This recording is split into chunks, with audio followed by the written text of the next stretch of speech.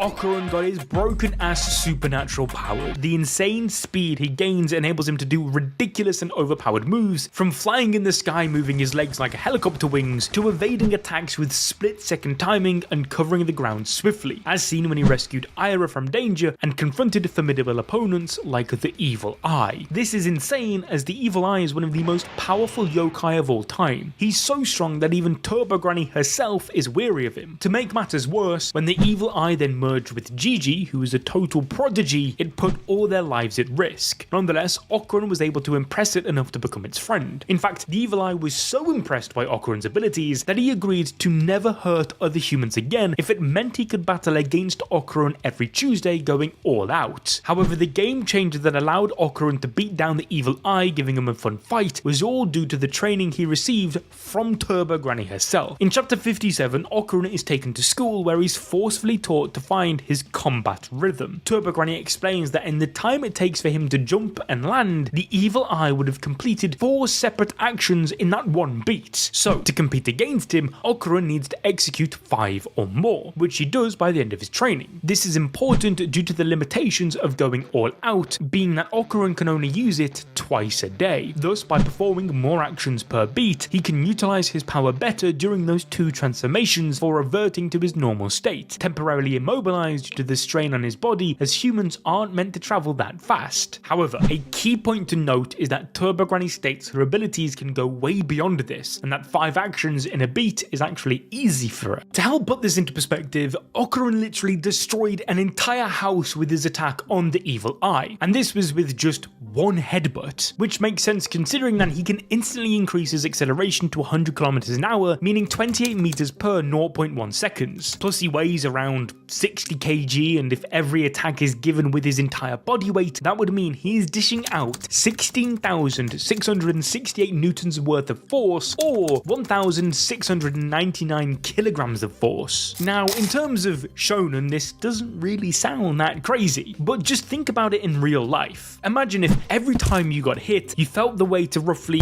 2 charging rhinos or 2 large elephants pushing at you at full strength. Now, along with speed and his combat ability, this transformation enhances Okarun's durability, enabling him to withstand powerful attacks and maintain resilience in combat. His transformed mouth also grants him formidable biting strength, as demonstrated when he severed the fingers of the Flatwoods monster, where each giant finger was the equivalent to an entire person. The biting force to achieve this must have been over 4,000 psi of pressure, which is similar to a great white shark. On top of this, Okarun also inherits the Turbo Granny's unique ability to travel at 100 km an hour through any means, including telephone cables. To utilize this power, Okarun must navigate along the spiral-shaped magnetic field that surrounds the telephone wire, propelled by the Turbo Granny's immense speed. In turn, Okarun can instantly teleport to a specific location if he travels through an active phone line created by someone at his desired destination. This ability not only facilitates rapid movement, but also enhances Okarun's speed upon ejecting from a telephone wire, appearing as if he moves at lightning speed across the area. However, navigating through telephone wires presents challenges. For example, Okarun struggles to reach his intended destination when multiple telephone lines are present, and he cannot remain within a telephone wire for extended periods due to the magnetic field's ejecting force. Moreover, if an opponent severs the telephone wire he's using, Okarun's ability to travel is disrupted, forcibly ejecting him from the line. However, by utilizing Turbo Granny's speed after ejecting from a telephone wire, Okarun's attacks become nearly instantaneous. In his battle against the alien Kerr, he swiftly incapacitates multiple adversaries before they can even react, utilizing his augmented speed to deliver powerful collisions.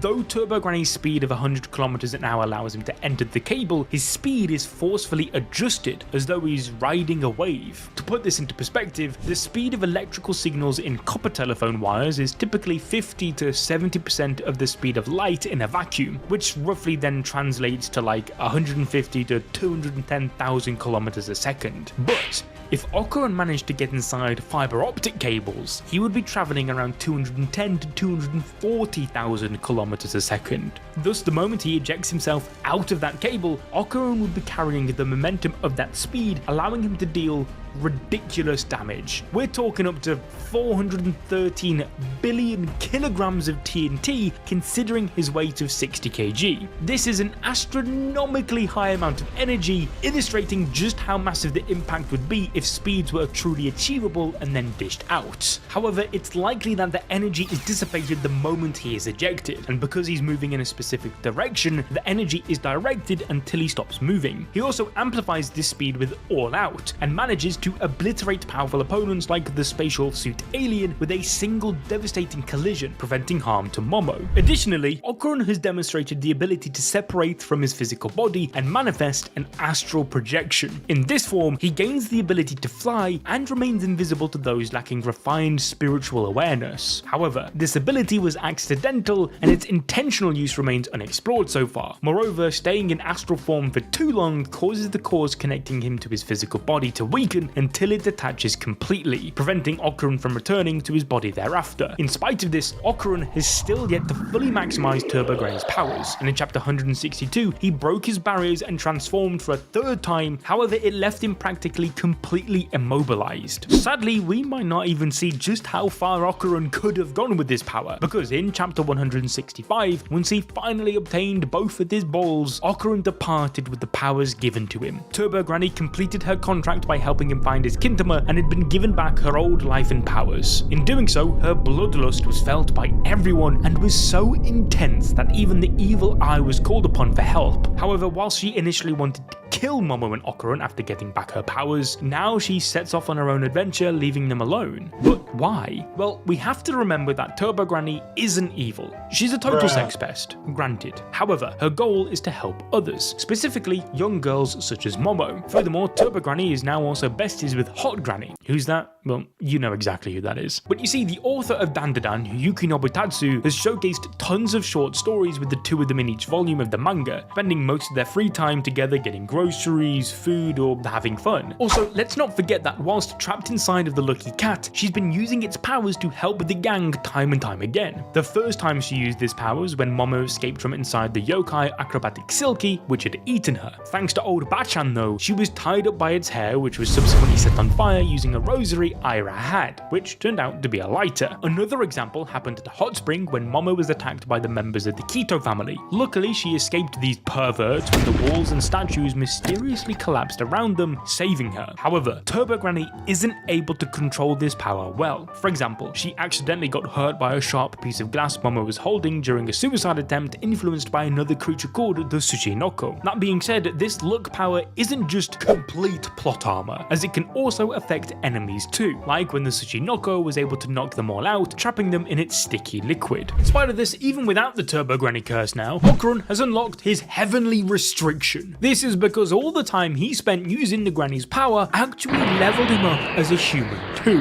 Back in junior high, when he was still a wee whippersnapper, it took Okarun 9 seconds to run the 50-meter sprint. But now that he's much fitter, he was able to run it in 5.8 seconds. Furthermore, he could throw a ball 35 meters, jump 3.6 meters from a standstill, complete 80 sidesteps, and 120 shuttle runs. He's literally on his way to breaking his limiter like Saitama to the point where all the other students and teachers compare him to a pro athlete. Regardless, Turbo Granny back with full powers is now set out on her own objective, either to find Count Sanjaman, the Hypergeezer, or back to her usual days of haunting in the tunnel. But will Okarun really just let his powers go like this? I mean, who's going to be besties with the evil eye now? Well, whilst we wait and find out, why don't you watch this video on your screen right now to experience more peak fiction.